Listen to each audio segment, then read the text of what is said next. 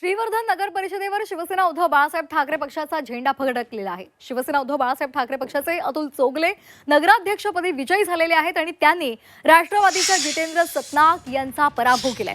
या विजयानंतर अतुल चोगले हे समोर येताच मंत्री भरत गोगावले यांनी त्यांचं स्वागत केलं।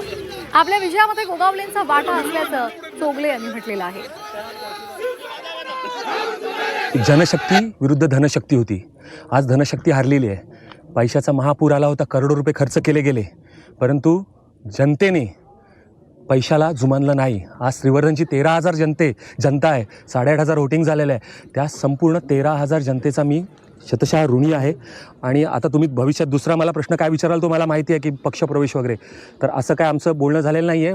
व्यक्ती एवढी मोठी आहे की काही भेटावं किंवा मी काय द्यावं म्हणून त्यांनी मदत केलेली नाही साहेबांनी। विचार मोठे आहेत साहेबांचे आणि त्यांचे जे काही शेठचे जे काय विचार आहेत ते मोठे आहेत। त्यांनी कुठल्या अपेक्षेने काय केलेलं नाही आहे, ते भविष्याचा प्रश्न आहे तो, त्याच्यावर आपण नंतर बोलू। आता फक्त मी या ठिकाणी श्रीवर्धनच्या 13,000 जनतेचे आणि मला सहकार्य करणाऱ्या सगळ्या, मी आता नावं पण घेतोय, दोन्ही शिवसेना, महाराष्ट्र नवनिर्माण सेना, भारतीय राष्ट्रीय काँग्रेस, राष्ट्रवादी शरदचंद्रजी पवार पक्ष आणि शेतकरी कामगार पक्ष यांचा देखील ऋणी आहे। आणि त्याचबरोबर राष्ट्रवादी अजित पवार गटातील जे कोणी असंतुष्ट होते किंवा ज्यांना माझ्याबद्दल प्रेम होतं त्या सगळ्यांचा मी आभारी आहे। मी सगळ्यांचा आभार मानतो। जय हिंद, जय महाराष्ट्र।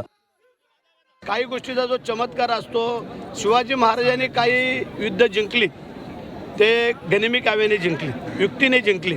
तसं राजकारणामध्ये काही वेळेला गनिमी कावा आणि युक्ती वापरावी लागते।